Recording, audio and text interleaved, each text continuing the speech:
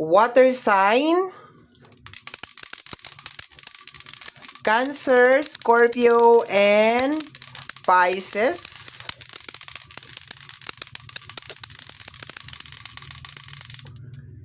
Hello, my dear. Welcome back sa ating YouTube channel. My name is RJ, your tarot card reader.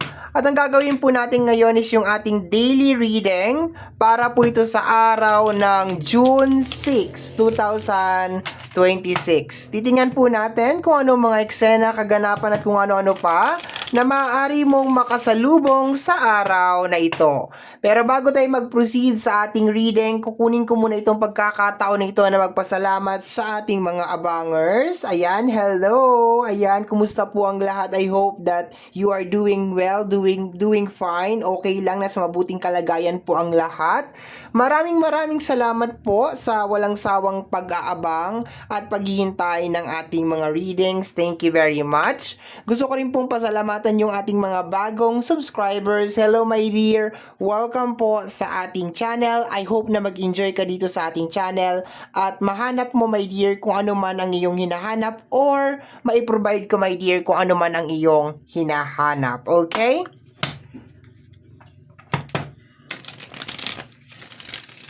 Kagaya po ng lagi kong sinasabi, ang tanging hiling at dasal ko lamang po sa ating buong may kapal na ang mga readings na ginagawa ko ay nakakatulong po sa ating lahat. Let's go my dear! Tingnan natin kung anong meron sa araw na ito. Water sign, what is going on? What is going on?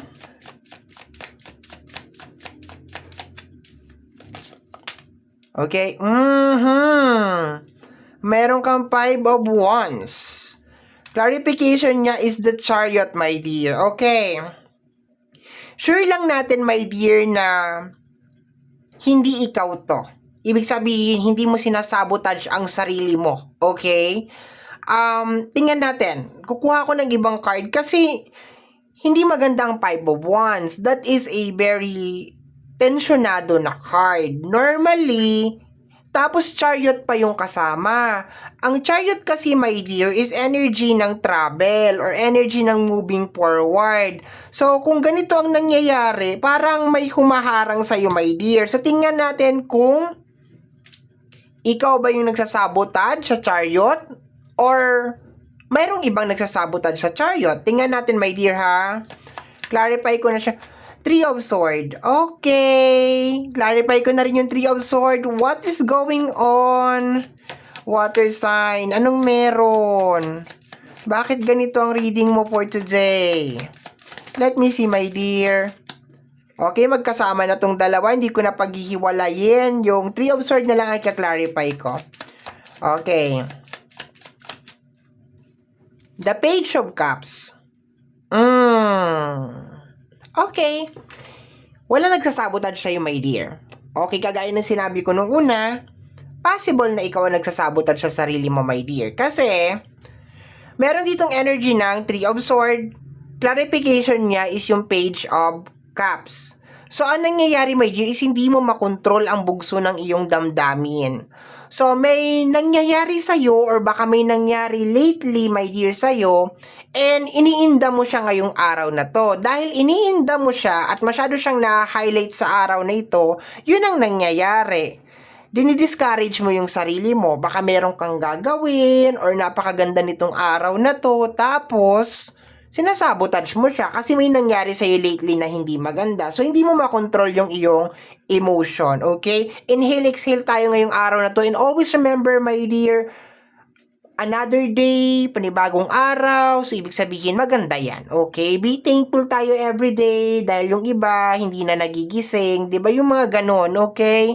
May alam mo, my dear, ayoko talagang kinukumpara yung sarili natin sa iba, pero minsan pag masyado ka talagang down na down, wala kang choice eh, 'di ba? Parang kailangan mo siyang i-compare kagaya nito.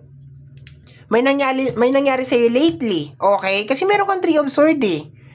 Pero, hinaharangan niya na ngayon, my dear, yung magandang opportunity na nangyayari sa'yo. No? Clarify ko talaga siya, my dear. Hinintay ko talaga yung dalawang card kasi Gusto kong malaman talaga kung ikaw ba 'to or ibang tao. Itong Five of Wands, ikaw ba 'to or ibang tao? And then ikaw siya, my dear, okay. Si Chariot is energy ni Cancer, okay? Chariot is energy ni Cancer. So, so, na-overwhelm ka ng emotion ngayong araw na to, my dear, to the point na super highlighted lang yung mga negative.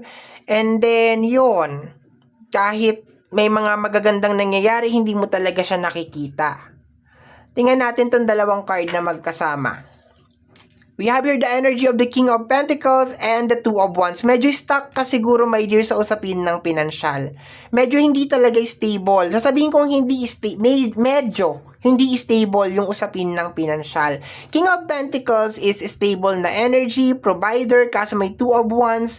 So definitely baka na-stuck ka ngayong araw na to at hindi mo nagugustuhan yung sitwasyon. Okay lang yan, my dear. May mga araw talaga na gano'n, no? Na parang ang bigat-bigat, na parang pasan mo yung daigdig. Pero, pag natapos na yung kinabukasan, iba na, di ba? Lagi ka lang titingin, my dear, sa langit at sasabihin mo, bukas hindi na to ganito.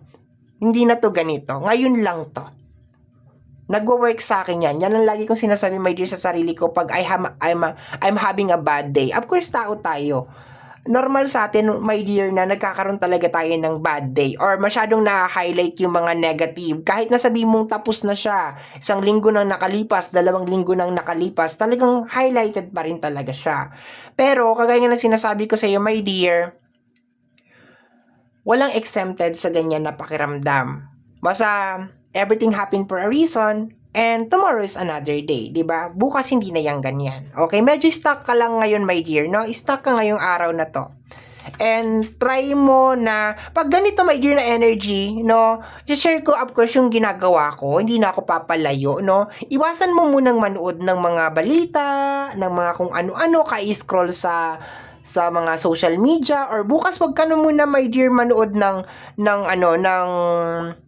wag ka na muna manood ng tarot. Okay? Wag ka na muna manood ng tarot. Or the following day, wag ka na muna manood ng tarot. Okay? After mo mapanood to, my dear, wag ka na muna manood ng tarot. Magpahinga ka muna sa mga toxic na nangyayari sa mundo para yung utak mo, my dear, makahinga naman siya. No? Hindi yung problemado ka na sa loob, tapos problemado pa sa labas. So, hindi mo na alam kung saan ka pupunta. So, lalo siyang nagiging mabigat talaga. So, try mo, my dear, na magpahinga muna sa social media.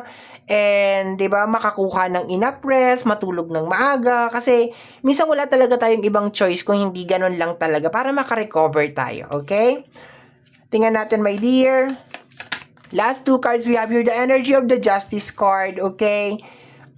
Tama, Justice card. Possible na hindi balance talaga, my dear. Baka lately, ang dami mo nilalabas na effort, tumbling, split, and then hindi talaga siya nagbubunga or hindi dumarating o hindi nangyayari yung ine-expect mo, my dear. Kagaya nga ng sinabi ko sa'yo, di ba? Iba-iba, my dear, ang araw. So, stay positive, stay motivated. Magbabago din yan as long as magpatuloy ka lang, my dear, ha? Stay, lalaban tayo, my dear, okay?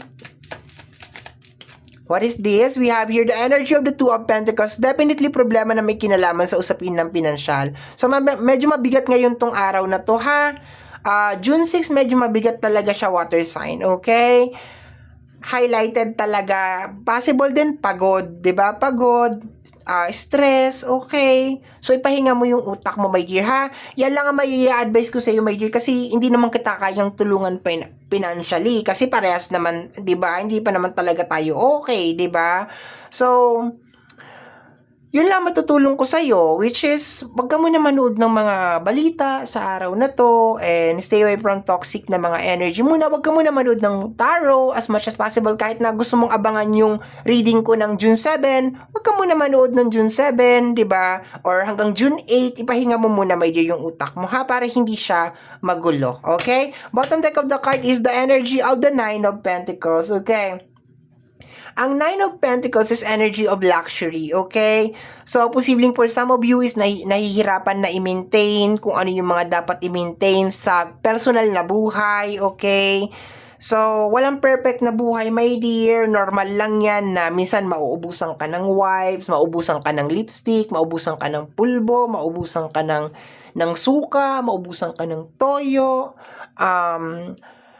minsan hindi mo alam kung saan ka kukuha ng pambayad ng mga bills. It's okay, my dear. Okay, normal lang yan. Okay, although nakaka-stress talaga siya, pero ganun talaga ang buhay, my dear, eh. Ganun talaga. Lalo siyang magiging worse kung masyado mo siyang papalakihin. So, wag natin siyang palakihin, my dear, okay? And kagaya ng sinasabi ko, my dear, tomorrow is another day. Bukas hindi na yan ganyan, okay? So, don't forget to inhale, exhale, and wag makalimot mag-pray, magdasal, manghingi ng guidance, of course. So, kagaya ng ginagawa natin ngayon, nanghingi tayo ng guidance para kahit papano, alam natin kukontrolin, alam natin kung ano yung, pag naramdaman natin siya, alam natin kung anong gagawin natin, di ba? So, my dear, stay positive, stay motivated, laban lang, bilog ang mundo, hindi pare-parehas ang araw, bukas iba na yan, yun lang masasabi ko sa'yo, okay? And try not to think negative, okay? Kung ano man yung mga bagay na nangyari lately, baka hindi pa niya napapanahon, hindi niya pa season, kung lately ang dami mo ng tumbling, ang dami mo ng split, tapos wala pa rin nangyayari, ganun pa rin, baka hindi pa talaga niya season or hindi niya pa talaga panahon, okay? So, my dear water sign, Cancer, Scorpio, and Pisces, ito po yung ating nasagap na energy message para sa araw na ito, June 6, 2026. Kagaya po ng sinabi ko sa bandang unahan ng ating video, ang tanging dasal at hiling ko lamang po sa ating buong may kapal na ang mga readings na ginagawa ko ay nakakatulong po sa ating lahat. Maraming salamat po. Laban tayo, water sign. Laban!